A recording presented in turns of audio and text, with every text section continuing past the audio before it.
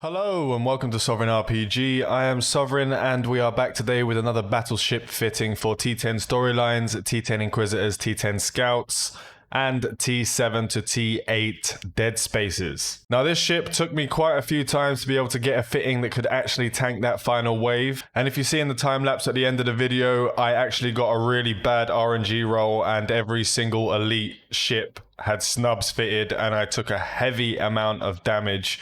It was just really bad luck. It won't be that difficult or that hard all the time. Now this is a much tankier version than I usually do. This has no DPS rigs, no DPS modules. It only has a low amount of DPS as that you'll see, but it cleared the T7 Deadspace in 1 hour and 15 minutes, a full 35 minutes quicker than the Raven. This is definitely a ship that is a diamond in the rough. A lot of people won't use this for PvE because they see that it has 4 drones and not 5. It's only 15 minutes slower than the Dominics. And you can use this ship in PvP if you decide to swap the fittings up a little bit. You can remain with the full tanky fit on the rigs. That's not an issue. It is slightly more expensive as you do need engineering rigs to keep the ship's cap stable. So it will cost you a little bit more on that front than the Dominics. If you are enjoying my content, remember to throw up a like. It does help for more people to see the video. And if you'd like to get these fittings before everyone else, we have early access on Patreon for a mega pilots and up. I'm really glad I managed to get a fit for this ship because I do love the Armageddon, I do love the Armar ships, I like their aesthetics, I like the way they run things, and this ship is really good in PvP, especially against other battleships. So it's nice to see that they can efficiently do PvE as well. So let's go into the fitting of this ship. We have the large rapid missiles in the top slots. As always, if I'm doing a drone boat, I will always have missiles in the top slots. They just apply very well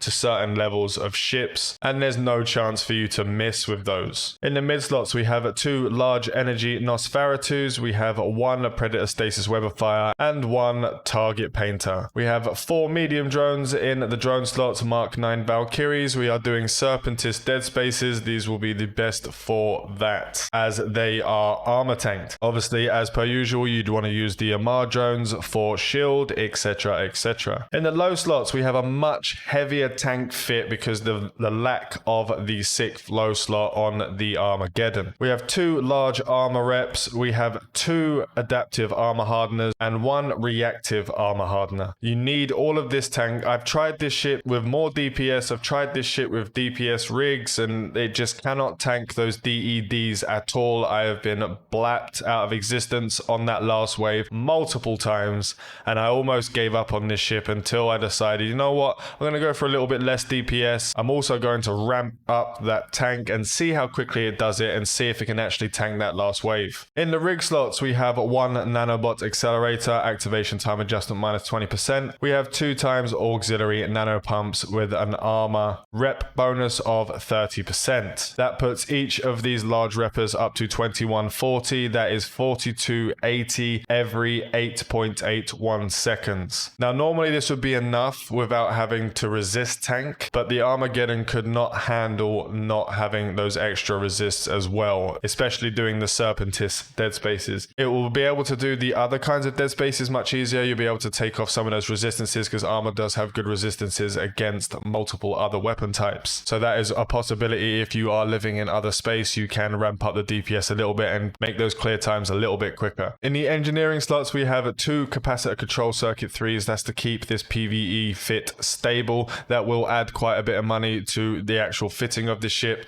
But as you know, with the insurance, you always get those rigs back, so you don't have to worry about ever having to rebuy them, which isn't a good thing, but we have to deal with what we have to deal with. In the last slot, as per usual, I have a polycarbon engine housing. That's just to raise up the inertia modifier to be able to warp and align to quicker. So let's have a look at the stats. Now, as you can see, it's only 828 DPS, and before you go, oh, that's just not enough DPS, 1 hour and 15 minute clear time for a T7 Deadspace. 35 minutes quicker than the Raven and only 15 minutes slower than the Dominics. It has a slightly less range on the drone range. It's 65 kilometers instead of 85, which the Dominics has. 450 DPS in the drones and 377 in the large missiles. In our defenses, we have 20,000 shield, 29,000 armor with the standard, as we have no resist rigs in there. Our capacitor is stable quite nicely, and with this fit you only have to sort of throw up the second repel when you are taking heavy amounts of damage. So for this run that you'll see in the time lapse, I didn't really use the second repel until the last waves of each of the rooms. It has 150 scan resolution, which is quite slow, and a very small signature radius for a battleship at 292 meters. Our navigation speed is 174.23 with a 12-second warp preparation time. That is very slow, even with that inertia rig. I'm sure you can imagine what it would be without it,